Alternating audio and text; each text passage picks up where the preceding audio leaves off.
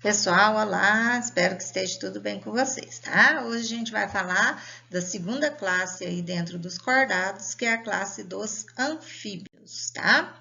Então, esse nome vem do grego, tá? E caracteriza o tipo de vida que esses animais levam. Anfi, duas, bio, vida, né? Então, são animais que apresentam aí duas formas de vida, ou seja, melhor, dois habitats diferentes. Então, na fase larval, eles vivem na água e na fase adulta, na terra ou ambientes úmidos.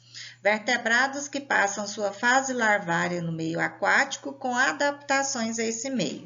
Depois sofrem metamorfose, transformando-se em adultos, que passam a viver na terra com adaptações prontas para esse novo tipo de vida. Então, a metamorfose, né, deles consiste em, do ovo eclode uma larva, que é o girino. Esse girino passa por transformações até chegar no indivíduo adulto. As adaptações, né, a esse modo de vida. Então, os peixes, que foi a classe anterior, nós vimos que eles têm respiração exclusivamente branquial, porque eles habitam apenas o ambiente aquático. Então, dentro da água, as brânquias têm uma boa superfície de contato com o oxigênio dissolvido nela. Os anfíbios vão apresentar respiração branquial, pulmonar e cutânea. Cutânea é através da pele. Branquial na água, então na fase de larva. Pulmonar e cutânea para retirar o oxigênio diretamente do ar. As brânquias se fecham fora da água, impedindo a absorção de oxigênio e eliminação do gás carbônico, tá? Então, os anfíbios, que é a nossa classe de hoje, respiram por esses três mecanismos. Branquial, quando na fase de larva, cutânea e pulmonar na vida adulta, tá?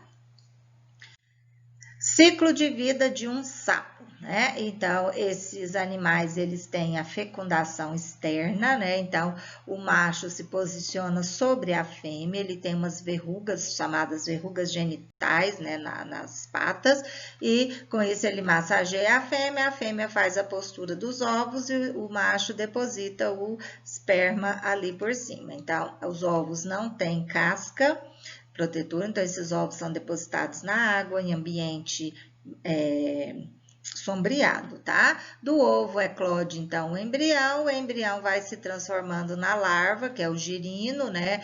Que vai sofrendo essa metamorfose, então vão surgir as patas dianteiras, é o início, né, da respiração pulmonar, até que nós temos então o indivíduo adulto.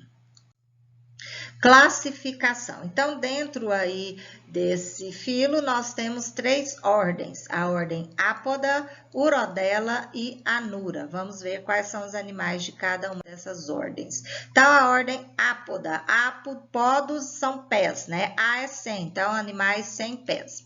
Como todos os anfíbios, a cobra cega leva uma vida dupla, primeiro na água e depois em terra firme. Algumas espécies fazem exceção.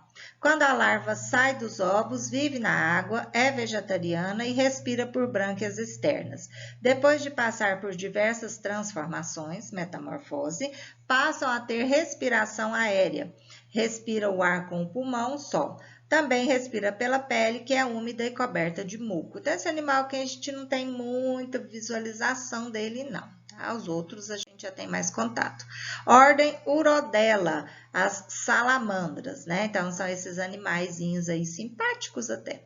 Nós temos alguns grandões, né? Uma salamandra gigante aí, tá?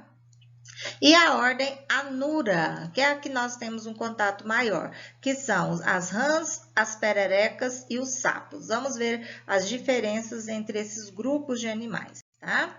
Anuro, A significa, né, vem do grego, é sem cauda. Então, sem cauda na fase adulta, por isso o nome aí da ordem, tá?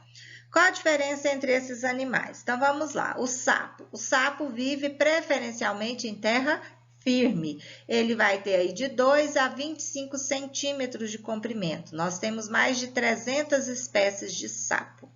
Tem aparência estranha, pele rugosa, cheia de verrugas. As pernas são curtas e fazem com que dê pulos limitados e desajeitados. Graças a glândulas na região dorsal, o sapo libera veneno que pode irritar os olhos e as mucosas. Mas só uma coisinha, esse veneno, gente, só é liberado quando é apertado. O sapo não consegue esguichar o veneno, tá? Tem que ter uma compressão ali, aqui, ó, na região aqui das costas, tá?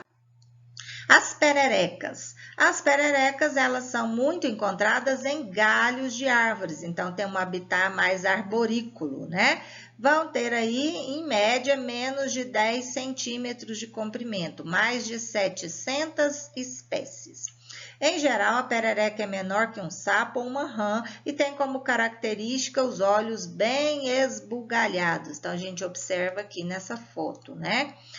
Deslocados para fora. Suas pernas finas e longas permitem grandes saltos, então é diferente do sapo que dá saltos pequenos. Algumas alcançam marcas de 2 metros de distância. As pontas dos dedos das pererecas possuem um tipo de ventosa, aqui, ó, que a gente observa, que ajuda a subir em árvores. As rãs habitam principalmente lagoas, né? Tem tamanho aí de 9,8 milímetros a 30 centímetros, mais de 4.000 espécies. Se o sapo assusta pelo veneno, a rã é considerado um prato sofisticado em muitos países, tá? A rã tem a pele lisa e brilhante, as pernas são longas e correspondem a mais da metade do tamanho original do animal. As patas traseiras também podem ser dotadas de membranas que ajudam a nadar, né? Então, aqui tá, né, o prato aí, né? A rãzinha frita. Quem nunca comeu, coma, porque é muito gostoso, tá? A alimentação dos anfíbios, né? São animais predadores. Então, eles se alimentam de outros animais, tá? Então, são animais predadores. A relação que eles estabelecem com outras espécies é de predatismo. São animais muito importantes para o controle biológico de pragas. Então, eles se alimentam essencialmente de insetos, tá? E fazem esse controle biológico aí sem necessidade do uso de inseticidas. Reprodução.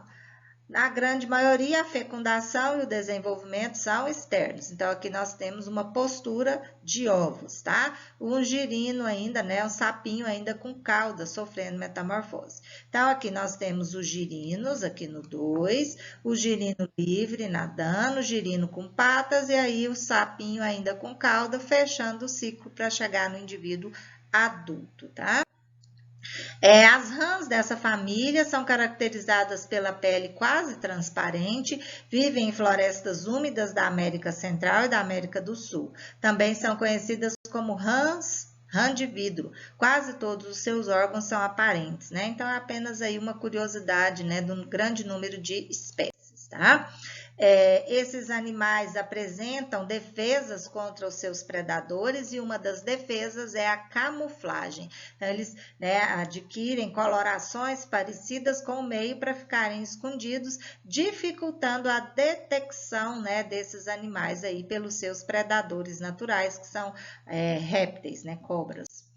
Substâncias venenosas. Então, todas as vezes que a gente observar na natureza um animal muito colorido, né, querendo se mostrar demais, olha aqui, uma folha verde, um animal com a coloração laranja, com algumas estruturas pretas, olha aqui, um azul, né, no ambiente de mata. A gente está percebendo aqui que esse animal não está querendo se camuflar, muito pelo contrário, ele está se mostrando. Então, isso é sinal de perigo. Os animais só se mostram para duas coisas. Ou ele está se exibindo para a fêmea, para questão de reprodução, ou ele está te avisando, não se aproxime, eu sou venenoso. Alguns desses anfíbios aqui, eles têm veneno que é capaz de matar um indivíduo adulto, até 10 indivíduos adultos no veneno. Então, cuidado ao avistarem animais muito coloridos, né? Isso é sinal de perigo. Então, eles têm colorações de advertência, tá? E a glândula lá que eu já tinha falado. Então, ela só libera, né, o chamado leite, aí, o veneno, se comprimida, tá?